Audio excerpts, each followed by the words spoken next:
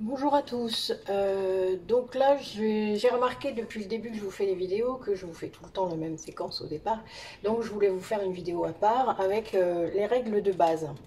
Euh, comme ça, bah, vous pouvez vraiment vous y référer s'il y a besoin et que je ne répéterai pas du coup à chaque vidéo ce que ce que je vais vous dire là. Donc, je pense que vous avez compris, pour ceux qui regardent depuis un certain temps, que la première chose quand on veut faire des produits, que ce soit des produits d'entretien ou des produits cosmétiques maison, c'est que la désinfection et l'hygiène sont indispensables. Alors, comme j'ai déjà dit, sur les produits d'entretien, c'est moins grave, mais honnêtement, maintenant, surtout depuis la Covid, je le fais systématiquement, que ce soit les contenants. Voilà, après tout, beaucoup, en ce qui concerne la lessive par exemple, vous avez quand même votre peau enfin, vous êtes en contact. Hein. Donc voilà, donc je préfère perdre un petit peu plus de temps au début et au moins, moi je suis sûre que tout est correct. Voilà, donc le plan de travail, hein, comme d'habitude. Alors là, du coup, je vais faire d'autres vidéos après, alors j'en profite de pouvoir vous montrer. Alors, j'ai différents contenants et tout ce que je vais avoir besoin. Donc, je vais aussi prendre ma balance. Voilà, alors, donc, on désinfecte tout ce qu'on utilise en fait, vraiment tout. Hein. Donc là, moi, je m'étais lavé les mains avant, hein, évidemment. Mais je les repasserai à l'alcool ensuite, avant de commencer et de toucher les produits. Alors, vous vous rappelez aussi que ce qu'il faut surtout éviter, c'est que vos produits soient contaminés par votre cuillère ou ce que vous allez utiliser. C'est peut-être ça qui est le plus difficile, surtout quand on utilise des huiles essentielles, donc vous m'avez déjà vu faire. J'ai plusieurs pipettes, etc. Une pipette par flacon. On essaye vraiment de garder ça parce que c'est pas évident en fait. Surtout avec les pipettes en plastique, mais bon, honnêtement, vous n'avez pas moins cher et les pipettes en verre, ça coûte une fortune, ça casse, enfin, c'est pas très facile à nettoyer. Donc, enfin voilà, ça fait pas très écolo, mais en attendant, c'est peut-être ce qu'il y a le mieux pour, au niveau de l'hygiène en tout cas, puisque vous pouvez faire des pipettes à usage unique, hein, on va dire ça comme ça, puisque ce sera ça. Moi, j'ai des mélanges classiques récurrents que je garde, et donc j'ai une pipette par mélange ou une pipette pour l'huile d'amande douce, par exemple, quand je fais ces mélanges-là, quand je fais les dilutions. Mais c'est les seuls cas où je peux garder la même pipette, puisque je la renettoie à chaque fois, et que c'est tout le temps le même produit, donc il n'y a pas de contamination. Il faut aussi faire attention avec les contenants qu'on réutilise, surtout quand on fait des mélanges d'huile essentielle. Moi, je les stérilise à l'eau bouillante. C'est des contenants en verre, donc on peut. Évidemment, vous ne faites pas ça avec vos contenants en plastique, hein, parce que ça ne va pas le faire sinon. Vous allez vous retrouver avec des choses pas forcément très bien. Alors, quand vous gardez vos contenants aussi, il y a des choses qui peuvent, même si vous les lavez bien, à un moment, vous êtes obligé parfois de les relaver ou de les... Enfin, c'est normal, quoi. Hein, vous voyez, là, je vais vous faire un gel intime après. Donc, vous êtes un petit peu obligé parfois de les laver plusieurs fois, mais c'est normal. Parce que des fois, on ne peut pas tout avoir, surtout dans des contenants. Hein. Surtout pour les flacons pompes, hein, je vous avais expliqué. Donc moi, je fais l'extérieur également, puisque moi, ils sont dans des tiroirs exprès dédiés par rapport à la contenance. Comme ça, j'ai plus à chercher, parce qu'avant, c'était dans des sacs. Je ne vous dis pas la cata. Disons que je perdais beaucoup de temps avec ça. Donc voilà, vous voyez, j'actionne le flacon pompe pour qu'il y ait de l'alcool dans le tuyau. Vous voyez là, par exemple. Vous voyez, pour qu'il y ait de l'alcool là. Là, il y en a dedans. Alors, certains flacons pompe, vous avez le petit tuyau qui s'en va. Donc, c'est l'occasion de le renettoyer plus et à fond. Voilà. Donc là, j'ai un premier contenant. Alors, on va vider tout ça. Hop. Voilà. Alors moi, vous avez remarqué que j'aime bien réutiliser les mêmes contenants qui permettent de savoir ce que c'est, hein, comme la lessive, dans l'adoucissant, etc. Alors ma fille sait que je fais des produits, donc c'est pas gênant en soi, mais c'est vrai que quand j'ai des invités ou des gens qui savent pas, ou voilà, j'ai des gens qui vont se servir de mes affaires, ça peut arriver. Mais en attendant, c'est vrai que c'est quand même mieux de savoir que le produit qu'on a dedans, c'est le même, quoi. Même si c'est moi qui l'ai fait. c'est un petit repère. Chez vous, je pense que c'est facile de garder un flacon de lessive, un flacon de gel intime, un flacon de tout ce que vous voulez, hein, gel douche, pour ceux qui voudront se lancer dans le gel douche liquide, parce qu'on peut aussi en faire. Après, pour moi, c'est pas forcément très rentable. Bon, ma fille en utilise parce que elle n'est pas trop pour les savons, mais bon, moi c'est vrai que j'utilise mes propres savons, donc on n'a plus beaucoup. Bon là maintenant elle est en train de s'y mettre, donc peut-être qu'on finira par ne plus en acheter. On va déjà finir tous ceux qu'on a achetés. Mais voilà, vous pouvez garder quand même beaucoup de contenants. Bon, moi j'en ai, ce qui fait que j'en garde, hein, je vous l'ai dit déjà.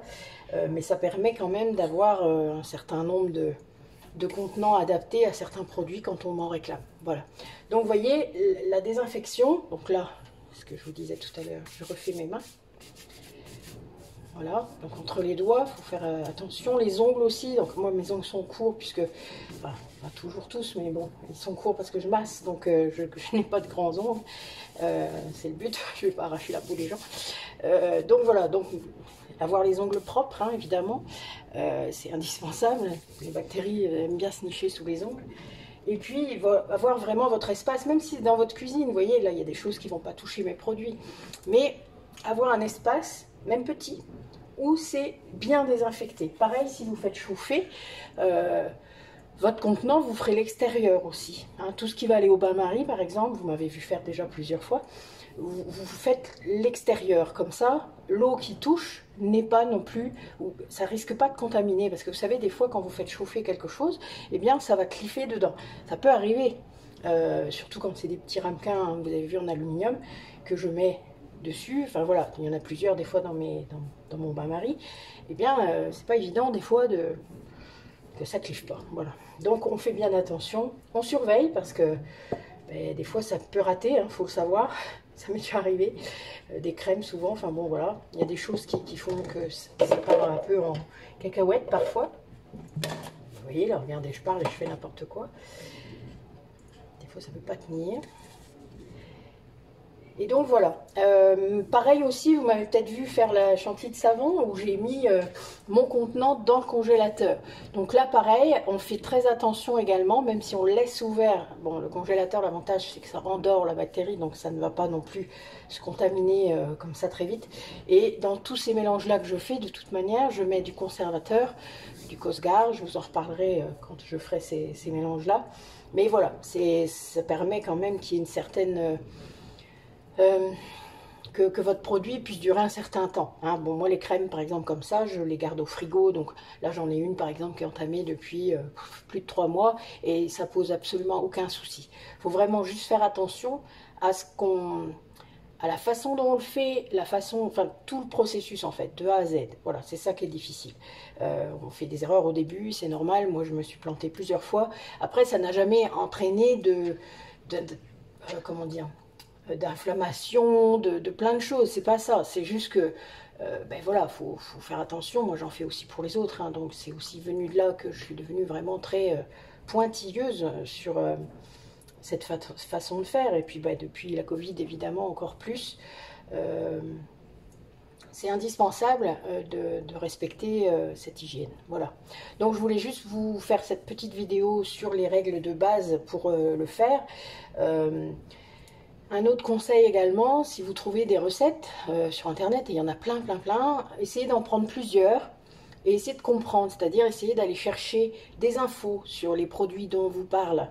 Moi j'ai fait ça, j'ai tout désarticulé en quelque sorte, vous voyez, je suis allée chercher, quand je voyais un produit je ne connaissais pas, paf, je suis allée chercher qu'est-ce que c'est, comment c'est fait, est-ce que c'est une matière première vraiment de base, etc.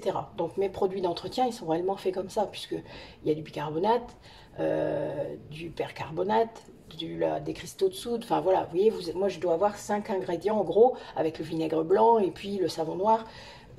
Je n'utilise que ça comme produit et ce sont des matières premières.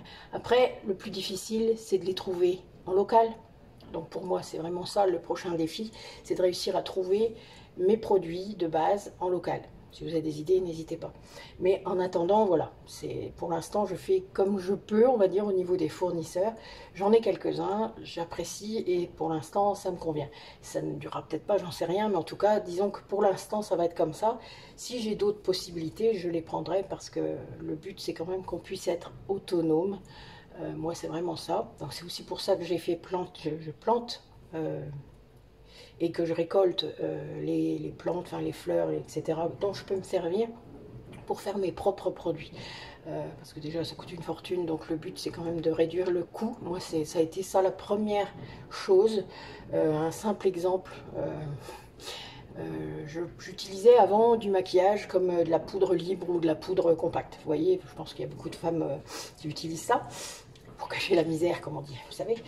Et le prix, parfois, moi j'avais une peau hypersensible, enfin, etc. Donc ça pouvait coûter jusqu'à de 30 à 40 euros. Hein. Ça pouvait être quand même une vraie ruine, même si ça dure très longtemps. Et j'ai trouvé des recettes assez simples que j'ai testées. Donc avec de la farine de maïs, avec pour le colorant, par exemple, moi j'ai préféré acheter du colorant bio qui me donne la bonne teinte parce que les colorants qu'on m'avait donnés, on pouvait utiliser de la cannelle, on pouvait utiliser de la muscade. Alors pour les personnes qui ont une peau peut-être plus mate, ça peut le faire parce que justement c'est bien. La cannelle, il faut faire attention parce que c'est un peu dermocaustique. Mais voilà, en dehors de ça, moi j'ai acheté du colorant qui est vraiment des tout petits trucs, hein, vous voyez, qui dure très longtemps. Le plus compliqué c'est de refaire la même couleur à chaque fois, mais honnêtement, j'ai de la poudre libre déjà, j'en utilise plus, donc je ne m'en sers pas, mais qui est stable, puisque c'est que de la poudre, il n'y a pas d'eau dedans, il n'y a rien du tout. Et elle m'a coûté moins de 50 centimes. Donc voilà, vous voyez, il y a ça. Il y a eu ce genre d'expérience dans tout mon parcours de recherche qui a fait que j'ai été convaincue de continuer. Alors du maquillage, j'en fais pas dans mes produits pour les gens parce que c'est un peu chiant à faire et que moi-même ne me maquillant pas, honnêtement, c'est pas forcément mon truc. Mais si ça dit à certaines personnes, n'hésitez pas à me le mettre en commentaire. J'ai des recettes, j'en ai beaucoup que j'ai pu faire avec d'autres, des rouges à lèvres, enfin, des tas de choses comme ça. Mais honnêtement, pour moi, c'est pas intéressant. Voilà, puisque je n'en fais pas pour moi. Donc il faudra qu'on m'en commande et là, je veux bien le faire.